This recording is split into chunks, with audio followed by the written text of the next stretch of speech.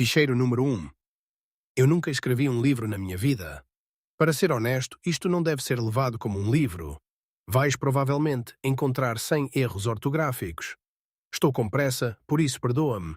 Pega nisto como um discurso ao vivo transformado em livro. Basicamente, estou a fazer uma pergunta longa que, quando respondida, acho que pode mudar as vidas de quem a ler e responder. A minha pergunta é esta a melhor maneira de viver a vida? Corrige-me se achares que estou errado. Nós, seres humanos, temos todos um desejo de libertação, alguma forma de catarse, felicidade, prazer, realização, paz, encerramento de ciclos. Chama-lhe o que quiseres. Mas todos nós queremos estar algures no espectro dos bons sentimentos. Não estás convencido? Vamos aprofundar o assunto através de uma série de perguntas. Pergunta número 1. Já comeste quando não te apetecia comer? Já viste um filme quando não te apetecia vê-lo? Muito provavelmente não. Todos nós procuramos prazer para aliviar as dores que vêm de desejos, anseios não realizados. Imagina que estás num café a beber uma chávena reconfortante de café, acompanhada por 3 donuts deliciosos. E de repente entra uma zebra bêbada com 3 pitbulls sedentos de sangue. O que farias? A. Ignorar a zebra bêbada e os pitbulls sedentos de sangue. Ou B. Largar o teu menu e fugir para te pôr em segurança. Provavelmente vais escolher o cenário em desafio às minhas ideias. Mas se fores razoável o suficiente, vais escolher B. O menu pode ser encomendado outra vez no outro dia. Mas um pedaço de carne humana decepado, a tua carne, isso já é outra história. Acho que a esta altura concordas comigo que nós, humanos, temos mais medo da dor do que gostamos do prazer. Agora deixa-me fazer-te outra pergunta. Imagina que tinhas a prova de que a vida após a morte de facto existe e que as tuas ações vão determinar o que te espera na vida que vem a seguir. Não quererias construir para ti uma vida com o mínimo possível de agonia, angústia, dor, sofrimento, desconforto e doença? Uma vida com o máximo possível de formas de prazer que não sejam autodestrutivas? Acho que sim, todos nós quereríamos. Quer dizer, quem raio quer arder no inferno? Imagina seres real e brás e estares lá dentro, sofrimento ilimitado até quando? Pensamentos assustadores. Eu sei. Mas aqui vai uma verdade dolorosa que poucos conhecem. E uma verdade dolorosa que a maioria das pessoas escolhe não aceitar, porque, bem, é dolorosa. Essa verdade é, desde o nascimento, o único destino certo que todos partilhamos é a morte. Tudo o resto é incerto. Não sabes quando vais ficar rico. Terminar com aquela rapariga, ganhar a lotaria, conhecer o presidente. Nada na vida é 100% certo, podes dizer. Estás enganado. Não é esse o caso. Só estou a tentar acordar-te para o facto de que a maior parte das coisas na vida não são 100% certas. Podes dar uma bufetada num jardineiro para lhe causar dor, mas e se ele tiver tomado novocaína ou algum outro analgésico numa ida ao dentista? Não sabes? Isto também se aplica à vida após a morte. Não sabemos se é real ou não. O mais interessante é que depois de fazer a minha pesquisa, cheguei à conclusão de que a vida após a morte pode, palavra-chave, pode, de facto, ser real. Vamos ver alguns pontos que apoiam a minha afirmação. O facto de existirmos é alucinante. Olha à tua volta. Tu existes. Os planetas, estrelas, lua, árvores, oceanos, sonhos, etc. Achas mesmo que a probabilidade de haver vida após a morte é zero? De certeza que há 3.000 anos os humanos te apedrejavam até à morte se lhes dissesses que o Sol é maior que a Terra e que há mais planetas além do nosso. Além disso, só porque não conseguimos provar que algo existe não significa que não exista. Razão número 2. Deus, o Criador, tem de ser real pelo simples facto de que tudo o que existe precisa de uma origem. Toda a criação precisa de um Criador. Tu estás aqui porque os teus pais decidiram fazer-te, mas quem desenhou os planetas, estrelas, etc. Bem, Deus, o Criador, tem de ser real. Tal como a gravidade, mesmo sem a vermos, vemos o seu efeito. Queres prova de que o Criador é real? Olha para a criação dele. Razão número 3, esta é complicada porque as pessoas que a podem confirmar são maioritariamente africanas. Práticas espirituais, curandeiros e feitiçaria, comunicação ancestral, possessões espirituais e feitiços.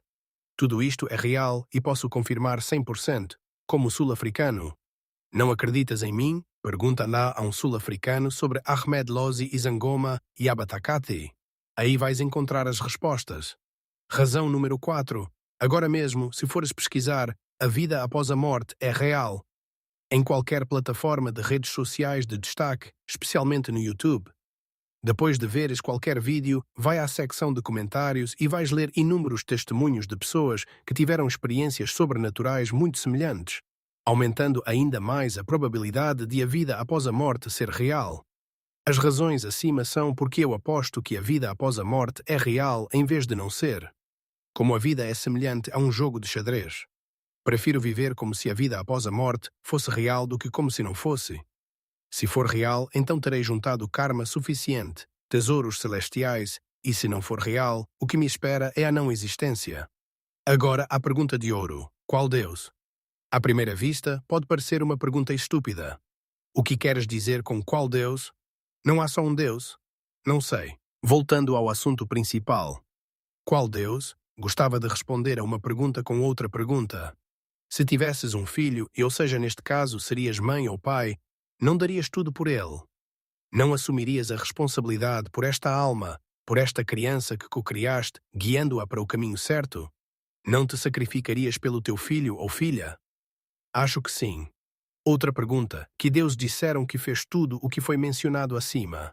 Bem, Cristo Deus veio em forma humana, passou por provações e tribulações, foi severamente torturado e suportou muita dor só para ser pregado numa cruz e deixado a morrer.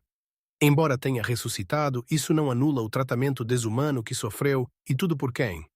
Por nós, a sua criação, tal como um pai faria na maior parte das vezes, para, na falta de melhor expressão, dar o exemplo. Desde os tempos antigos, os pais que sofreram muito pelos filhos sempre foram os mais respeitados. Isto também inclui líderes. Outra razão pela qual escolho apostar em Cristo é porque, ao contrário da maioria dos outros deuses, mesmo que não seja muito, ainda há alguma informação que aponta para Jesus Cristo ter andado na Terra, comparada com outras divindades, incluindo menções a ele noutros livros, para além da Bíblia Sagrada. Se tens curiosidade em saber mais sobre o ponto levantado, por favor faz uma pesquisa. O YouTube seria um bom lugar para começar antes de entrares a fundo no buraco do coelho. Dizem-nos para acreditar em Cristo, mas o que é acreditar em alguma coisa?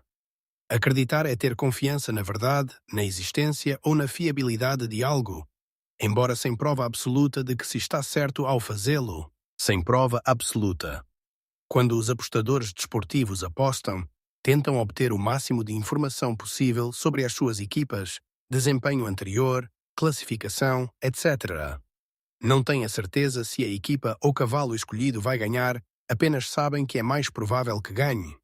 Por isso, acreditar e apostar são, de certa forma, semelhantes do meu ponto de vista. Por mais estranho que isto possa soar. Honestamente, o que nos faz pensar que um Deus é real e o outro é falso, para além de algum tipo de prova micro-atingível. Outra coisa que percebi é que nós, pessoas, funcionamos com base na crença. É isso que nos faz continuar. O facto de a vida após a morte não ter sido provado que não é real significa que pode ser real. Apostar que é real é a melhor jogada no tabuleiro de xadrez da vida, não concordas? Por isso gostava de deixar claro que escolho acreditar em Cristo a partir de um lugar predominantemente lógico. Embora de certa forma esteja a pregar o Evangelho, é a partir de uma mentalidade de jogo de xadrez, a melhor jogada no tabuleiro.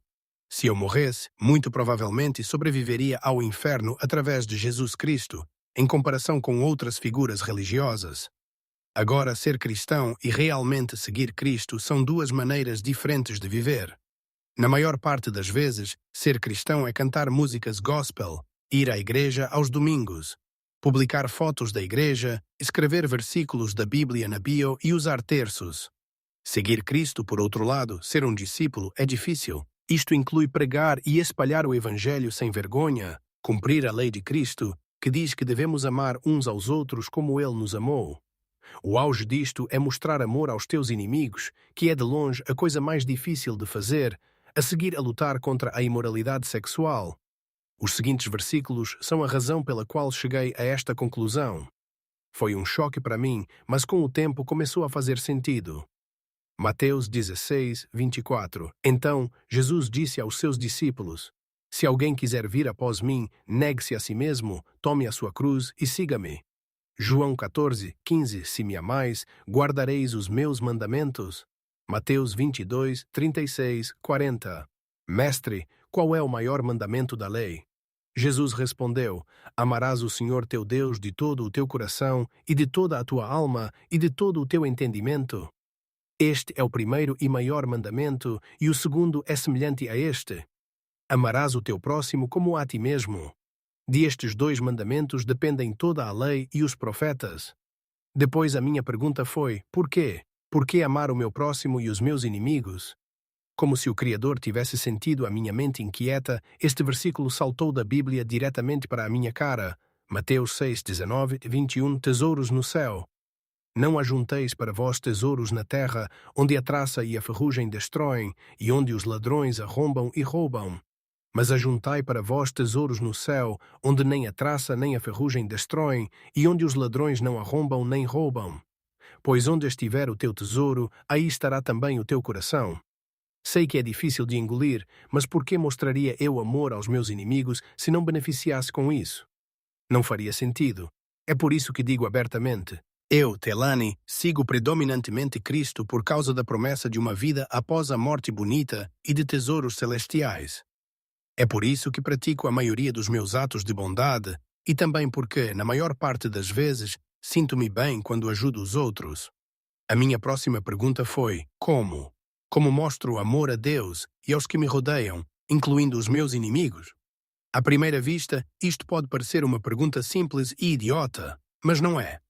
Há amor, um termo abrangente para vários sentimentos em relação a coisas que te fazem sentir bem.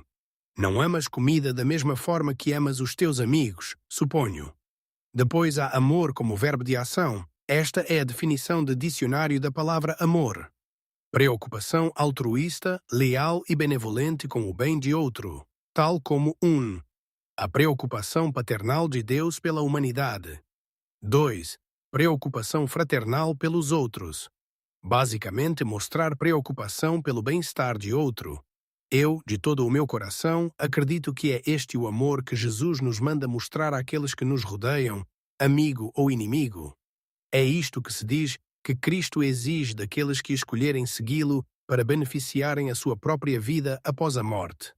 Isto não deve ser confundido com trabalhar para a nossa salvação, que já temos. Quando escolhemos fazer o nosso melhor para cumprir os seus mandamentos, é a nossa forma de lhe mostrar que o amamos, já que ele morreu pelos nossos pecados. Quando pedimos arrependimento pelos nossos pecados e tentamos cumprir os seus mandamentos, é aí que somos salvos. Pedir perdão e não tentar mudar é como tentar fazer um exame sem estudar. É inútil. Por isso, basicamente, compromete-te a praticar o máximo possível de boas ações em relação aos outros e a ti mesmo. Aqui vão alguns atos de amor em relação ao teu bem-estar e ao daqueles que te rodeiam. 1. Come de forma saudável. Um corpo saudável vai levar-te longe. 2. Dorme o suficiente. Não posso frisar isto o suficiente. 3. Faz exercício. 4. Lê livros sobre neurociência e natureza humana. 5. Procura ganhar dinheiro. 6. Lê mais a Bíblia. 7. Sê humilde. Nunca penses que sabes o suficiente e, dessa forma, vais sempre aprender mais. 8. Ama o teu próximo como a ti mesmo. Cada boa ação que praticares vai aumentar a quantidade de tesouros que guardas no céu. Novamente, se ele existir. E como vimos no segmento anterior, há uma grande probabilidade de que a vida após a morte, o inferno e o céu possam ser reais. O conceito de tesouro celestial é semelhante à lei do karma. Colhes o que semeias, semeia boas sementes, boas ações e colherás bons frutos. Recompensas da vida após a morte. Sei que pode soar estranho no início, mas pensa nisso. E se o céu for real, não quererias ir para lá? Não quererias escapar ao inferno? Eu sei que sim. Não dirias que viver como se o céu e o inferno existissem é melhor do que viver como se não existissem? Porque olha, se morresses hoje, irias para o céu e evitarias o inferno. E se não existirem, bem, nada te vai acontecer porque nessa altura não vais existir. Tira tempo para reler este livro para o compreenderes melhor. E também tenta ler pelo menos um capítulo do Novo Testamento, na maior parte das vezes. Porque é aí que Cristo está principalmente, e onde nos mostra como nos devemos comportar para conseguirmos uma melhor vida após a morte. Não estou a dizer que Cristo, o céu e o inferno são reais porque irias pedir provas. Tudo o que estou a dizer é que há uma grande probabilidade de poderem ser reais. Esforça-te ao máximo para cumprir a lei de Cristo porque, como diz Tiago, a fé sem obras é morta. A expressão fé sem obras é morta vem do livro de Tiago na Bíblia. Enfatiza que a fé genuína que salva uma pessoa não é apenas uma crença mental, mas também resulta em ações e numa vida transformada. Sugere que uma fé que não se manifesta em boas ações não é uma fé viva e salvadora. Portanto, dito isto, dirias que esta é a melhor maneira de alguém viver a sua vida? Nota lateral. Esta é uma mensagem para todos os excluídos sociais, aqueles que são rejeitados pela sociedade, os que são vistos como estranhos, antinaturais, inaceitáveis. Todos aqueles a quem a vida deu uma má carta, seja por má genética, deficiências, aqueles que não conseguem funcionar bem na sociedade devido a doenças mentais.